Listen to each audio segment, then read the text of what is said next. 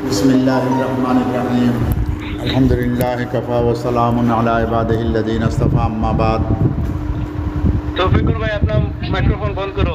فإن أصدق الحدیث کتاب اللہ وأحسن الہدی ہدی محمد صلی اللہ علیہ وسلم وخیر الامور عوازمها وشر الامور محدثاتها وکل محدثۃ بدعہ وکل بدعۃ ضلالہ وکل ضلالۃ فی النار او کما قال صلی اللہ علیہ وسلم وبالاسناد المتصل منا الی المصنف الامام ابی عبداللہ محمد ابن اسماعیل ابن ابراہیم ابن مغیرہ ابن بردزبہ الجوفی الایمانی رضی اللہ تعالی عنہم نفعنا بعلومہم آمین۔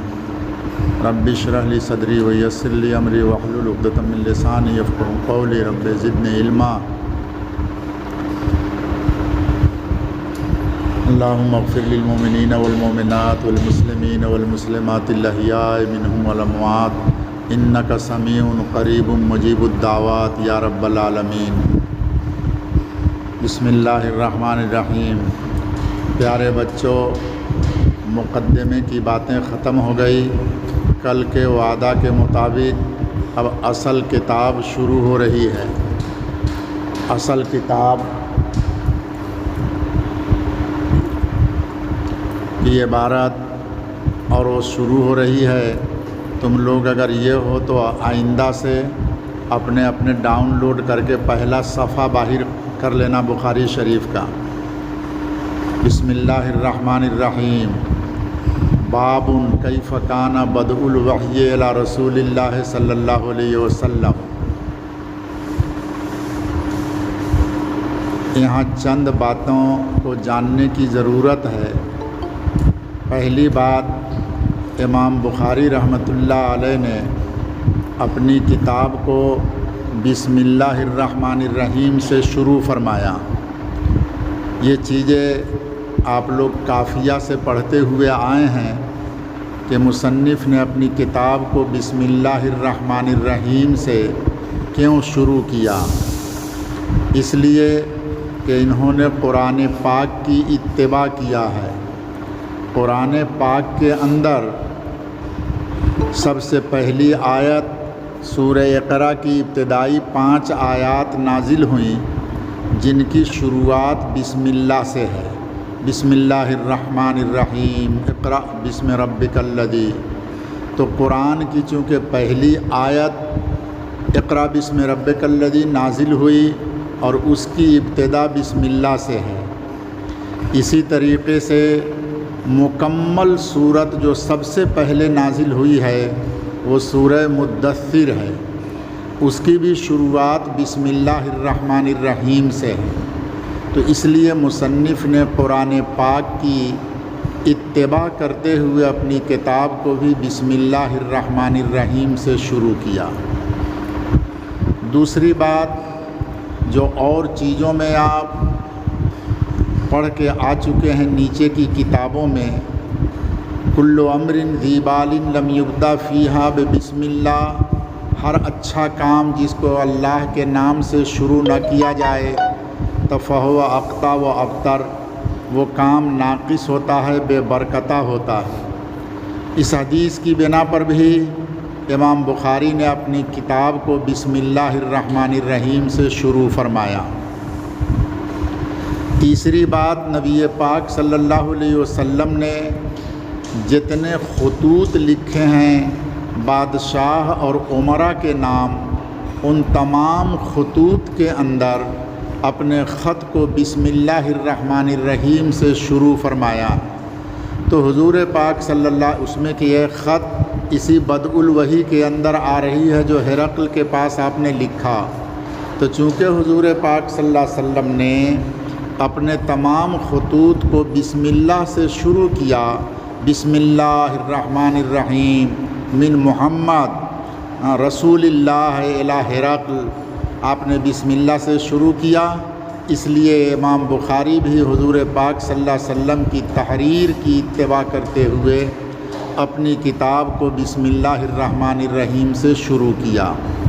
اللہ عالم بالصواب، اس پر اور تفصیل ہے، میں نہیں بتلا رہا ہوں۔ دوسری بات، یہاں آپ کافیہ وغیرہ میں دوسری کتابوں میں پڑھ چکے ہیں کہ بسم اللہ الرحمن الرحیم کے اندر یہ با اور اسم، با حرف جار، اسم مجرور، یہ سارا جار مجرور سے مل کر کس کے متعلق ہے؟ اس میں کوفیین بصریین کا اختلاف ہے۔ کوفیین نے ابتدئ فعل کو مقدر مانا، میں شروع کرتا ہوں اللہ کے نام سے۔ بصریین نے ابتدائی کو مقدر مانا، اسم کو، ابتدائی، میری شروعات اللہ کے نام سے ہے۔ علامہ زمخشری رحمۃ اللہ علیہ نے یہاں پر اقرؤ کو مقدر مانا، اقرؤ بسم اللہ الرحمن الرحیم۔ یہ تین قول ہو گئے، ابتدئ یا ابتدائی یا اقرؤ۔ علامہ زمخشری رحمۃ اللہ علیہ کی رائے زیادہ مضبوط معلوم ہوتی ہے اس بنا پر کہ اگر ابتدئ ہو تو شروعات جو ہوئی وہ اللہ کے نام سے نہیں ہوئی، شروع تو آپ کے کلمہ سے ابتدئ سے ہو رہی ہے۔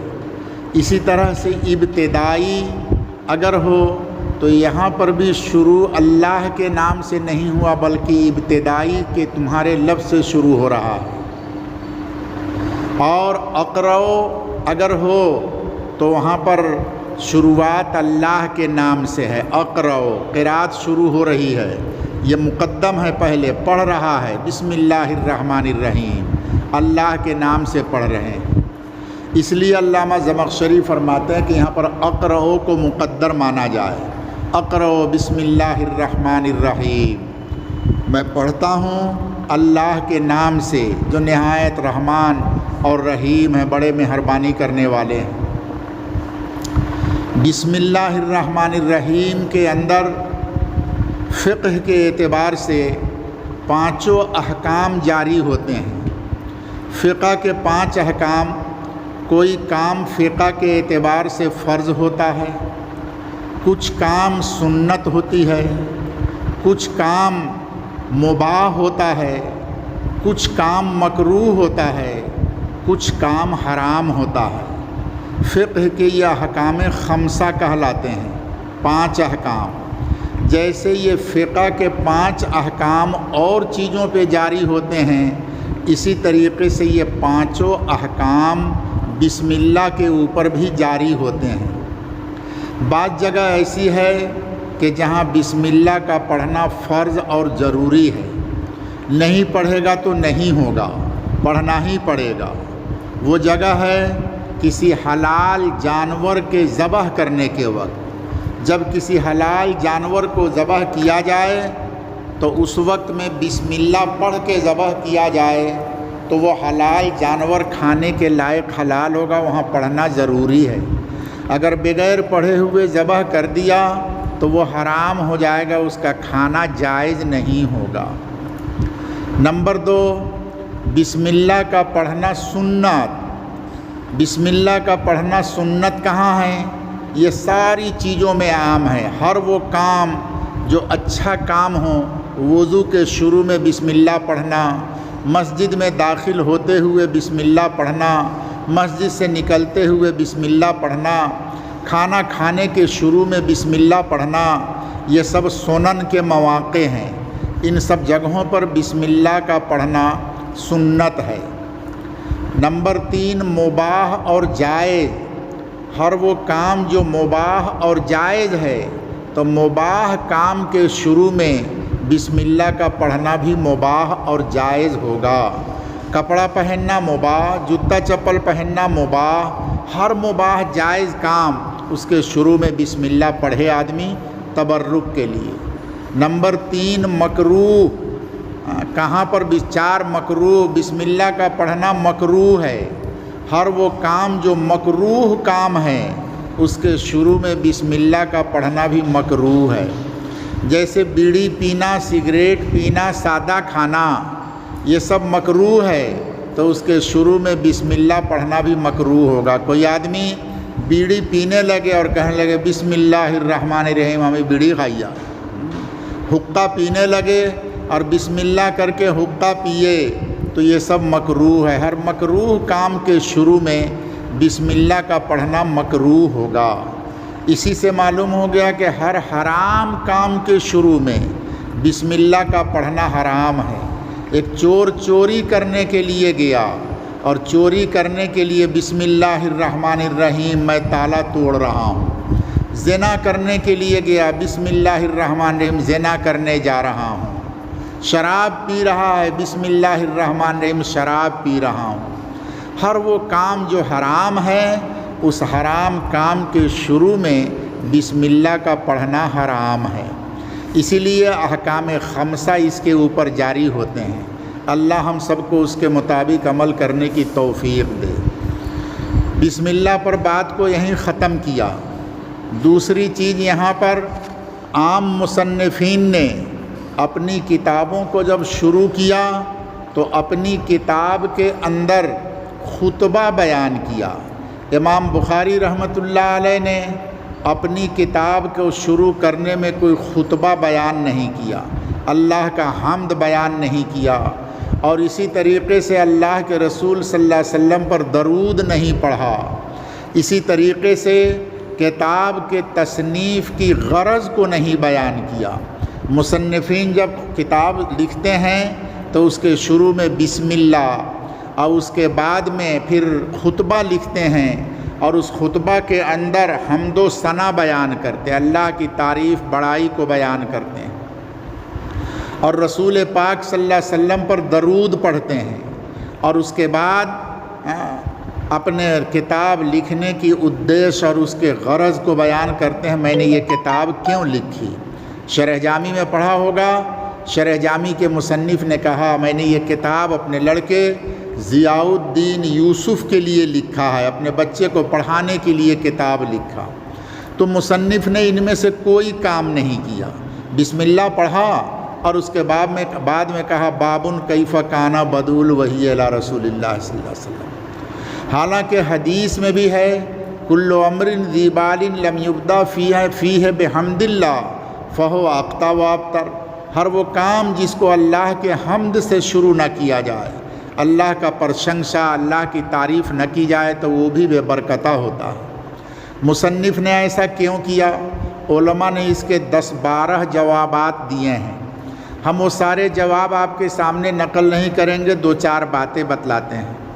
اس کتاب کی مناسبت سے بات یہ، علامہ حافظ ابن حجر عسقلانی رحمۃ اللہ علیہ جو سب سے بڑے اس کے شارح ہیں، جن کی شرح فتح الباری ہے، انہوں نے فرمایا کہ یہ حدیث امام بخاری کے شرط کے مطابق نہیں ہے۔ جس حدیث کے اندر حمد کا ذکر ہے وہ حدیث امام بخاری کے شرط کے مطابق نہیں ہے، اس لیے امام بخاری نے اس حدیث پہ عمل نہیں کیا۔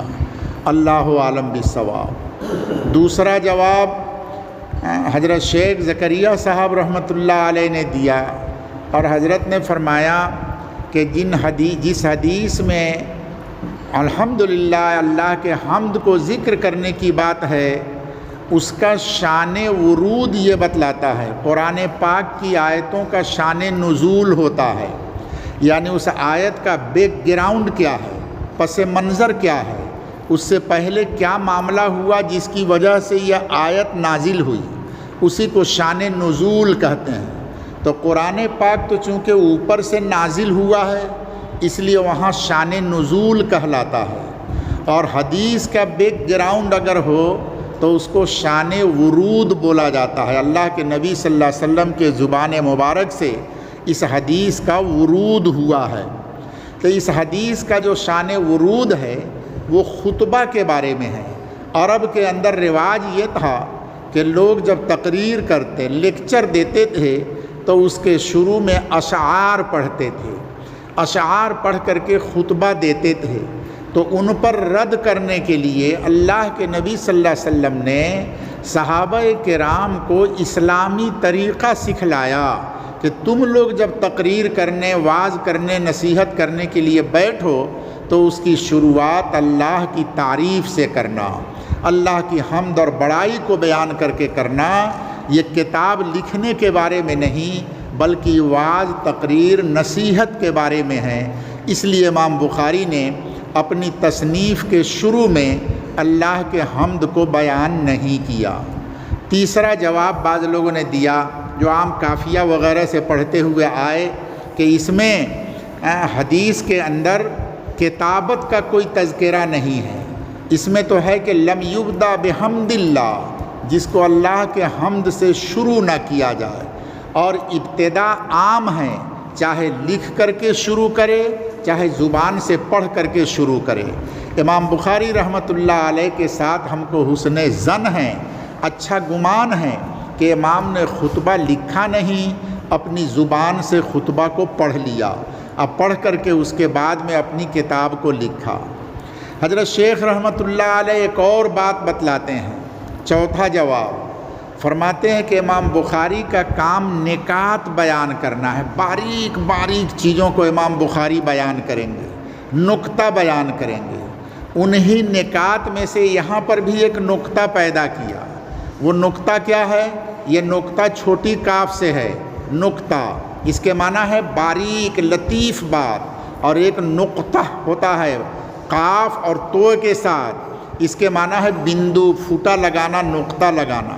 تو یہاں جو میں بول رہا ہوں یہ نقطہ ہے، نون چھوٹی کاف تیز کے ساتھ، ایک باریک نقطہ یہاں پر ہے، وہ یہ ہے کہ حمد کی تعریف مختصر المعانی میں شرح تہذیب میں آپ نے پڑھا ہوگا، الحمد هو الثناء باللسان علی الجمیل الاختیاری، کسی کی عمدہ اختیاری افعال کے اوپر اس کی تعریف کرنا، عمدہ اچھے صفات کو بیان کرنا، یہ حمد کہلاتا ہے۔ امام بخاری نے یہاں پر نقطہ پیدا یہ کیا کہ حمد کا فائدہ انہوں نے بسم اللہ سے ہی حاصل کر لیا، اس لیے کہ بسم اللہ میں اللہ کا نام ہے اور اللہ کی دو بڑی بڑی صفات کو بیان کیا گیا، ایک صفت رحمان اور ایک صفت رحیم۔ تو بسم اللہ کے اندر بسم اللہ بھی ہو گیا اور حمد کا معنی بھی ادا ہو گیا، لہذا الگ سے حمد کو بیان کرنے کی کوئی ضرورت نہیں ہے، بسم اللہ کے ذریعے سے ہی امام بخاری نے حمد کو ادا کر دیا۔ اللہ عالم بالصواب۔ پانچواں جواب ایک حضرت شیخ رحمۃ اللہ علیہ دیتے ہیں، اسی کو ہمارے اساتذہ بھی نقل کرتے تھے۔ وہ فرماتے ہیں حضرت شیخ زکریا صاحب رحمۃ اللہ علیہ کہ ایک مرتبہ میں حج میں گیا، حضرت جی مولانا یوسف صاحب نور اللہ مرقدہ کے ساتھ حج میں گیا، تو مدینہ منورہ کے اندر مجھے خواب میں حکم کیا گیا کہ تم مسجد نبوی صلی اللہ علیہ وسلم میں بیٹھ کر بخاری شریف کا درس دو۔ حضرت کو خواب میں حکم ہوا کہ آپ مسجد نبوی میں بخاری کا درس دیں گے، تو حضرت ڈر گئے اور ڈر کر کے جواب دیا کہ میں کیسے درس دوں گا، میری کتابیں شروحات یہاں پر نہیں ہیں، اگر مجھے مطالعے کی ضرورت پڑے گی، کہیں پر اٹک جاؤں گا تو میں کہاں رجوع کروں گا، کیسے حل کروں گا، اس لیے حضرت شیخ ڈر گئے اور ڈر کے معذرت کیا کہ میں درس نہیں دے سکتا ہوں، معذور ہوں۔ اسی درمیان دیکھا کہ بغل میں حضرت امام بخاری رحمۃ اللہ علیہ بیٹھے ہوئے ہیں۔ حضرت امام بخاری رحمۃ اللہ علیہ نے فرمایا کہ تم درس دو، جہاں کہیں بھی اٹکو گے تو میں خود تمہارے ساتھ رہوں گا اور میں تمہاری مدد کیا کروں گا، تم کو جواب بتلا دوں گا۔ چنانچہ یہ خواب میں ہی حضرت شیخ نے بخاری شریف کا درس شروع کر دیا۔ درس شروع کرنے میں سب سے پہلے یہی مسئلہ سامنے آیا کہ امام بخاری رحمۃ اللہ علیہ نے اپنی کتاب میں خطبہ کیوں نقل نہیں کیا؟ تو شراح نے جتنا جواب نقل کیا ہے، حضرت شیخ کو جتنے جوابات یاد تھے وہ سب جواب حضرت نے بیان کیا۔ سارے جوابوں کو سن کر امام بخاری رحمۃ اللہ علیہ نے فرمایا کہ اللہ ان شراح کو جزائے خیر دے کہ انہوں نے میری طرف سے کتنی اچھی تعویل کی اور کتنی اچھی باتیں بیان کی، لیکن اصل میں مسئلہ یہ ہے کہ یہ جتنا جواب ہے ان میں سے میرا کوئی مقصود بھی ذات نہیں ہے، اصل میں نے یہ جو کتاب لکھی ہے، یہ کتاب میں نے کتاب کی شکل میں نہیں لکھی، بلکہ میں نے اس کتاب کو اجزاء اور رسائل کے طور پر لکھا۔ مقدمہ میں نے بتلایا تھا حدیث کے کتابوں کے اقسام جہاں، ان میں ایک قسم ہے اجزاء اور رسائل، جوامع، مسانید، سنن، اجزاء اور رسائل بھی ہے۔ اجزاء اور رسائل کا مطلب ہے کہ کسی ایک خاص مسئلے کے اوپر اس سے متعلق تمام احادیث کو جمع کر دیا جائے۔ جیسے امام بخاری کی ایک کتاب ہے جزء رفع الیدین، اس جزء رفع الیدین کے اندر نماز میں رفع یدین سے متعلق جتنی احادیث تھی ان سب کو ایک ساتھ جمع کیا ہے، اس لیے اس کا نام جزء رفع الیدین ہے۔ جزء قرات خلف الامام، جزء آمین بالجہر، ایک ایک مسئلے کے اوپر جتنی حدیث ہو ان کو ایک ساتھ جمع کیا جائے تو ایسی کتاب کا حدیث کی اصطلاح میں نام اجزاء اور رسائل کہلاتا ہے۔ تو امام بخاری نے فرمایا کہ میں نے اپنی اس کتاب کو مکمل تصنیف اور کتاب کی شکل میں نہیں لکھا، بلکہ میں نے اجزاء اور رسائل کے طور پر لکھا۔ بدء الوحی کا ایک ٹکڑا لکھا، اسی طریقے سے ایمان کا ایک ٹکڑا، صلاۃ کا، زکوٰۃ کا، الگ الگ کاپیوں کے اوپر الگ الگ ٹکڑے کو لکھا۔ اب بعد میں تمام کو اکٹھا کر کے ایک جگہ جمع کر کے ایک کتاب بنا دی گئی۔ اس لیے میں نے خطبہ نہیں لکھا۔ اگر شروع سے کتاب کا ارادہ ہوتا تو میں خطبہ لکھتا، لیکن میں نے کتاب کی شکل میں نہیں لکھا، ان کو ٹکڑے ٹکڑے اجزاء اور رسائل کی شکل میں لکھا ہے، اس لیے اس کے شروع میں ہم نے خطبہ کو بیان نہیں کیا۔ اللہ عالم بالصواب و علمہ حکم۔ ہمارے شیخ مولانا یونس صاحب رحمۃ اللہ علیہ فرمایا کرتے تھے کہ یہ جواب بہت راجح معلوم ہوتا ہے۔ امام بخاری کے خود قول سے اس کی تائید ہوتی ہے کہ انہوں نے کتاب کو اجزاء اور رسائل کے طور پر لکھا تھا۔ اللہ عالم بالصواب۔ تیسری بات یہاں پر باب کیف کان بدء الوحی علی رسول اللہ صلی اللہ علیہ وسلم، یہاں سے باب شروع ہو رہا ہے۔ دور حدیث کی جتنی کتابیں آپ پڑھیں گے ان تمام کے لیے تھوڑی سی شروعات میں مختصر بات بتلاتا ہوں جو سب کتابوں میں آپ کو فائدہ دے گی۔ نمبر 1، اچھے ڈھنگ سے سمجھنا، یہاں پر باب کیف کان بدء الوحی ہے، اس کا نام حدیث کی اصطلاح میں ترجمۃ الباب ہے، اس کو ترجمۃ الباب کہتے ہیں۔ یہاں ایک باب ہے، اب باب کے بعد میں جو موٹے قلم سے بڑے حروف میں لکھی ہوئی عبارت آتی ہے اس کا نام ترجمہ کہلاتا ہے، اور دونوں کے مجموعے کا نام ترجمۃ الباب کہلاتا ہے۔ ایک ہمارے اور تمہارے اصطلاح میں ترجمہ ہے، ہماری اصطلاح میں ترجمہ کہتے ہیں کسی عبارت کا معنی بیان کرنا، معنی کا نام ترجمہ کرتے ہیں۔ اور حدیث کی اصطلاح میں ترجمہ کہا جاتا ہے باب کے بعد میں جو موٹے قلم سے بڑے حروف میں جو عبارت لکھی ہوتی ہے اس کو ترجمہ کہا جاتا ہے۔ تب باب کو باب کہتے ہیں، اب بعد کی جو موٹی عبارت ہوتی ہے اس کو ترجمہ کہتے ہیں، اور دونوں کے مجموعے کا نام ترجمۃ الباب کہلاتا ہے۔ دور حدیث میں جتنی کتاب پڑھو گے ہر ایک کے اندر تم کو ترجمۃ الباب ملے گا، ترجمۃ الباب، ترجمۃ الباب، ترجمۃ الباب۔ یہ ترجمۃ الباب جو مصنف اپنی کتاب میں قائم کرتے ہیں ان کے کئی اغراض ہوتے ہیں۔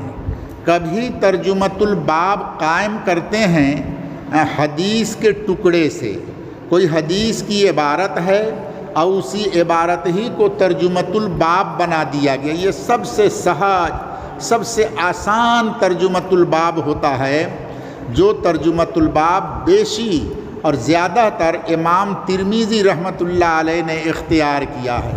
ترمذی کے شروع میں پڑھو گے ابواب الطہارت باب لا تقبل صلاۃ بغیر طہور، یہ ترجمہ ہے، باب ہو گیا، لا تقبل صلاۃ بغیر طہور، امام ترمذی نے اپنی طرف سے کوئی ترجمہ قائم نہیں کیا بلکہ حدیث ہی کی ایک عبارت کو ترجمۃ الباب بنا دیا۔ اسی طریقے سے تمام مصنف، خود بخاری میں بھی کئی جگہوں پہ آئے گا کہ حدیث ہی کے الفاظ کو ترجمۃ الباب بنا دیا جاتا ہے، اور یہ سب سے سہل، آسان اور سہج ترجمہ ہوتا ہے۔ نمبر 2، کبھی ترجمۃ الباب آتا ہے یہ شارحہ بن کر کے، حدیث میں کوئی عبارت، کوئی لفظ یا کوئی مسئلہ پیچیدہ ہوتا ہے، اس مسئلے کی شرح کرنے کے لیے مصنف ترجمۃ الباب میں ایسا لفظ لے کر کے آتے ہیں جس سے اس حدیث کی شرح ہو جائے۔ ایسے ترجمے کا نام ترجمہ شارحہ کہلاتا ہے کہ حدیث کی عبارت کا، حدیث کے مفہوم کی شرح کر رہے ہیں مصنف اپنے ترجمہ کے ذریعے۔ تیسری غرض، مصنفین ترجمۃ الباب قائم کرتے ہیں اور ان کی غرض اس سے ایک مدعا ہوتا ہے، ایک دعویٰ ہوتا ہے، وہ ایک دعوی کرتے ہیں، ایک دعویٰ کرتے ہیں، اور اس دعوے کو ترجمۃ الباب میں بیان کرتے ہیں، اور پھر اس کے نیچے حدیث لے کر کے آتے ہیں اور حدیث سے اس دعویٰ کو ثابت کرتے ہیں۔ میں نے جو دعویٰ کیا وہ دعویٰ حدیث کے ذریعے کیسے ثابت ہو رہا ہے، استدلال کرتے ہیں۔ بخاری شریف کے اندر اکثر تراجم تم کو ایسے ہی ملیں گے، بعض دوسرے تراجم بھی ہیں لیکن اکثر تراجم بخاری شریف میں ایسے ہی ملیں گے کہ جہاں امام بخاری نے کوئی دعویٰ کیا ہے، ایک دعوی کیا، ایک مسئلہ بیان کیا، اور نیچے حدیث لا کر کے اس کی دلیل بیان کرتے ہیں۔ یہاں آ کر کے شراح کے درمیان میں اختلاف ہو جاتا ہے۔ اتنا مشکل ترجمۃ الباب، جو سب سے زیادہ مشکل امام بخاری رحمۃ اللہ علیہ کا ترجمۃ الباب ہے۔ بہت جگہ ایسا آئے گا کہ ترجمۃ الباب اور حدیث کے اندر کوئی مناسبت نہیں ہوگی، ترجمۃ الباب کچھ اور کہہ رہا ہے اور حدیث کچھ اور چیز بیان کر رہی ہیں، اسی لیے شراح میں بہت اختلاف ہوتا ہے۔ اسی لیے محدثین کا ایک مقولہ مشہور ہے، فقہ البخاری فی تراجمہ۔ امام بخاری، اس کے مقولہ کا دو مطلب ہے، ایک مطلب فقہ کے معنی سمجھ، ذہن، عقل۔ امام بخاری رحمۃ اللہ علیہ کے عقل کو اگر دیکھنا ہے، ان کے فہم کو، ان کے اجتہاد کو، ان کے علم کے اونچے مقام کو اگر دیکھنا ہے تو ان کے ترجمۃ الباب کو دیکھ لینا۔ ان کے ترجمۃ الباب سے امام بخاری کی فقاہت معلوم ہوتی ہے، ان کے علم کی بلندی معلوم ہوتی ہے کہ کتنے اونچے علم والے ہیں امام بخاری۔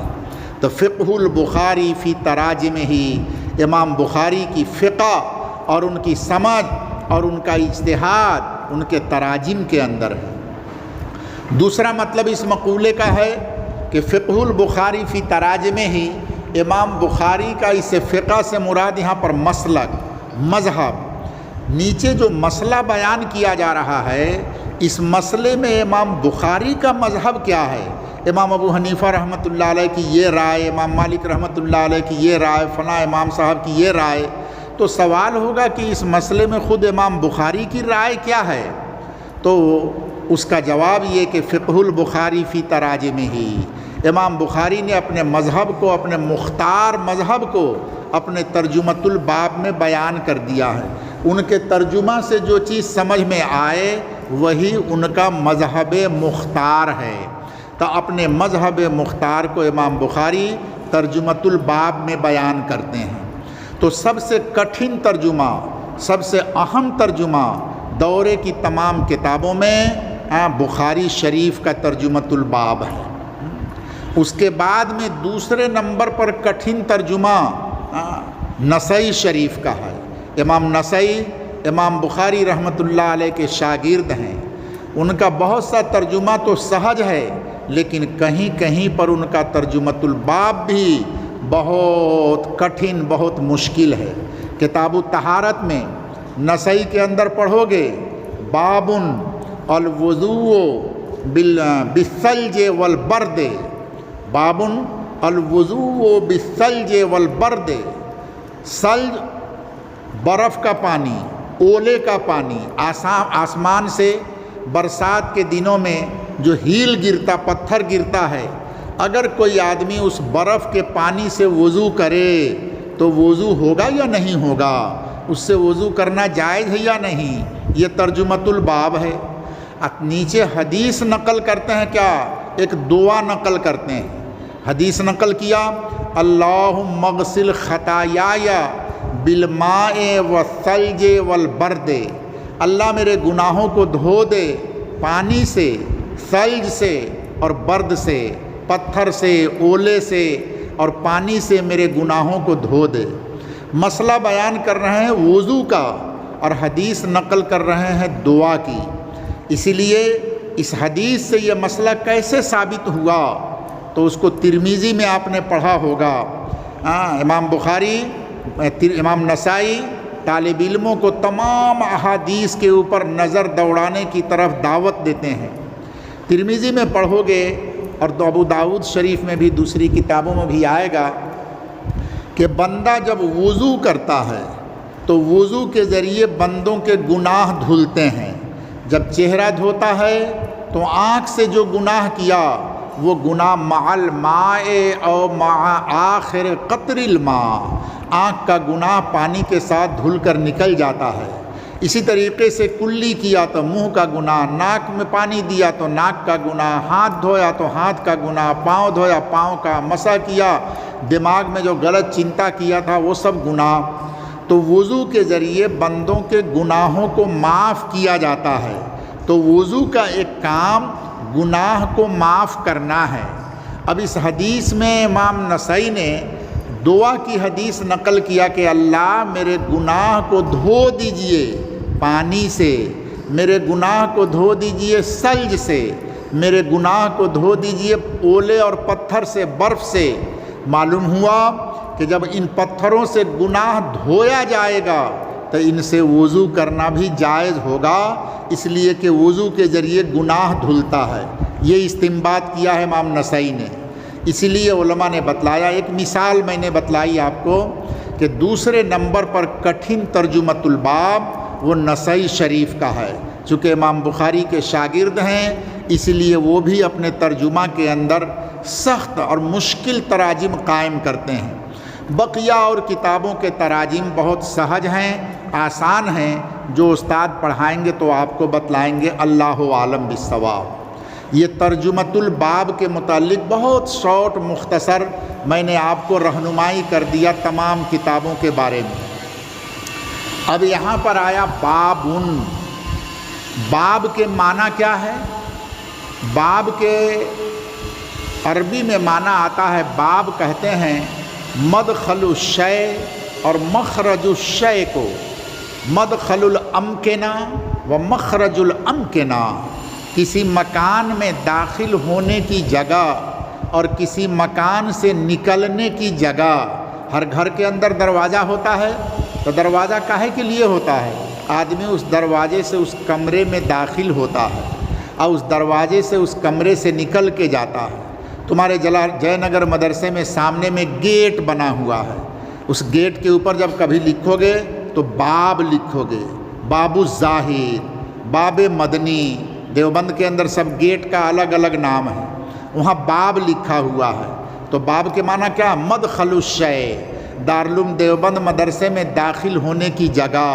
اور جب کوئی باہر نکلے گا تو دارالعلوم دیوبند مدرسے سے باہر ہونے کی جگہ۔ جے نگر مدرسے میں داخل ہوگا تو گیٹ سے آؤ گے تو اس گیٹ کو باب کہتے ہیں۔ مدخل الشیء و مخرج الشیء، مدخل الامکنہ و مخرج الامکنہ، کسی مکان میں داخل ہونے کی جگہ اور کسی مکان سے باہر نکلنے کی جگہ کو باب کہا جاتا ہے۔ اب یہاں امام بخاری نے جو شروع کیا، بابن کیف کان بدء الوحی، اب یہ باب کے ذریعے سے آپ کو کتاب میں داخل کر رہے ہیں۔ اس دروازے سے آپ کتاب کے اندر داخل ہو رہے ہیں، دروازہ کھل رہا ہے اور کتاب کے اندر داخل ہو رہے ہیں، اس لیے اس کو باب کہا جاتا ہے۔ یہیں سے ایک نقطہ سمجھ میں آ گیا، وہ نقطہ یہ کہ کہ آئندہ چل کے امام بخاری نے بہت سے مسائل کو کتاب کے عنوان سے تعبیر کیا ہے، جیسے کتاب الصلاۃ، کتاب الطہارات، کتاب التیمم وغیرہ وغیرہ، ان کو کتاب سے تعبیر کیا، اور یہاں پر امام بخاری نے لفظ باب سے تعبیر کیا، اس کو کتاب سے تعبیر نہیں کیا۔ تمام فقہ کی کتابوں میں، دوسری کتابوں میں ہر جگہ پڑھو گے، کہیں کتاب کا عنوان آتا ہے، کہیں باب کا عنوان آتا ہے، اور کہیں فصل کا عنوان آتا ہے۔ کتاب کا مطلب کیا ہوتا؟ کتاب کا عنوان وہاں پہ آتا ہے جس کے اندر میں مختلف الانواع مسائل کو بیان کیا جائے۔ کتاب سے مراد وہ مسائل جو مختلف الانواع ہیں، ان کو کسی نے اکٹھا ایک جگہ پہ جمع کیا، مختلف قسم کے مسائل کو، تو اس کو تعبیر کرنے کے لیے شروع میں کتاب کا عنوان لگاتے ہیں۔ اور اگر ایک نوع کا مسئلہ ہو، ایک قسم کا مسئلہ ہو، اور اس کو ایک جگہ پہ جمع کیا، تو اس کو تعبیر کرنے کے لیے باب کا عنوان لگاتے ہیں۔ اور ایک جزئی مسئلہ کوئی بیان کیا جائے تو اس کے لیے فصل کا عنوان قائم کرتے ہیں۔ تو مختلف الانواع مسائل کو بیان کرنے کے لیے کتاب کا عنوان، اور ایک نوع کے مسئلہ کو بیان کرنے کے لیے باب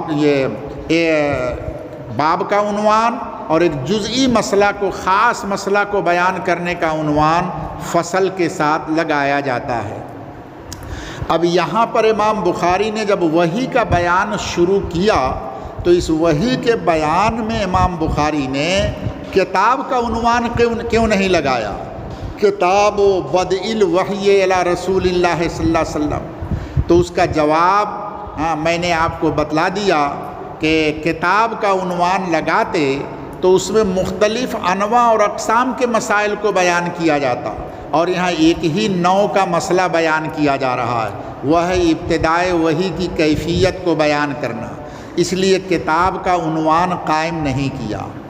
نمبر 2، ابھی جو میں نے باب کے اوپر تقریر کیا تو اس سے دوسرا جواب سمجھ میں آ گیا کہ باب سے مراد مدخل الشیء، کسی چیز میں داخل ہونا۔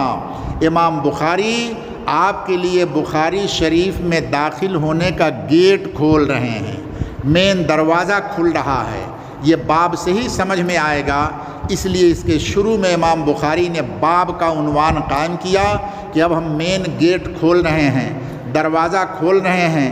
دورہ پڑھنے والے طالب علم اب دورے کے اندر، اب بخاری کے سبق میں آپ داخل ہو جاؤ، اس لیے یہاں پر باب کا عنوان قائم کیا۔ اور بھی جوابات ہیں جو میں نہیں دے رہا ہوں اس وقت۔ اس کے بعد دوسری بات، تیسری اس باب کے بارے میں، باب یہ اصل میں بوابہ تھا، با واو با، بوابہ، قول کے وزن پر۔ صرف کی کتابوں میں پڑھو گے، واو متحرک، ما قبل مفتوح، واو کو الف سے بدل دیا، یہ باب ہو گیا، بوابہ سے باب بن گیا، تعلیل کر کے اس کو باب بنا دیا گیا۔ باب کیف کان بدء الوحی الی رسول اللہ صلی اللہ علیہ وسلم، یہاں سے امام بخاری کیا بیان کرنا چاہتے ہیں؟ امام بخاری کا مقصد کیا ہے؟ ظاہر الفاظ سے تو یہ سمجھ میں آتا ہے کہ وحی کے شروعات کی کیفیت کو بیان کرتے ہیں، کہ سب سے پہلے وحی کے کیسے شروع ہوئی، کس حالت میں، کس طریقے سے اللہ کے نبی صلی اللہ علیہ وسلم پر پہلے وحی شروع ہوئی ہے۔ تو اس ترجمۃ الباب کے اندر کئی چیز ہے۔ نمبر 1 کیفہ ہے، باب کیفہ، کیفیت بیان کیا کیفہ سے۔ بدء الوحی دوسرا نام ہے بدا، معنی شروع، وحی کی شروعات۔ تیسرا ہے الوحی، وحی، اور چوتھا ہے الی رسول اللہ صلی اللہ علیہ وسلم، اللہ کے رسول صلی اللہ علیہ وسلم پر۔ یہ ترجمۃ الباب 4 چیزوں سے مرکب ہے۔ پہلا چیز کیا ہے؟ کیفہ، نمبر 2 بدء، نمبر 3 وحی، نمبر 4 الی رسول اللہ صلی اللہ علیہ وسلم۔ یہ 4 باتوں سے یہ باب مرکب ہو گیا۔ اس ترجمۃ الباب کا نام ترجمۃ المرکب ایسا باب ہے جو 4 اجزاء سے مرکب ہے۔ کبھی کبھی ترجمۃ الباب مفرد آئے گا، بسیط آئے گا، وہ مرکب نہیں ہوگا، اور کبھی کبھی باب آئے گا مرکب ہو کر۔ تو یہ باب ایسا ہے جو 4 چیزوں سے مرکب ہے۔ اب امام بخاری رحمۃ اللہ علیہ کی غرض کو سمجھانے کے لیے علماء میں اختلاف ہو گیا کہ اس باب سے کیا بیان کرنا چاہتے ہیں۔ اگر اس باب سے امام بخاری وحی کی کیفیت کو بیان کرنا چاہ رہے ہیں، وحی کے شروعات کی کیفیت کو بتلانا چاہ رہے ہیں، وحی کے شروعات کی کیفیت کو بتلانا چاہ رہے ہیں اس باب سے، تو پہلا ہی سوال ہوگا کہ سب سے پہلی حدیث یہ موافق نہیں ہے۔ سب سے پہلی حدیث کیا ہے؟ انما الاعمال بالنیات۔ اس میں نہ وحی کا تذکرہ ہے، نہ ابتدا کا تذکرہ ہے، اور نہ کیفیت کا تذکرہ ہے۔ کیا ہو گیا؟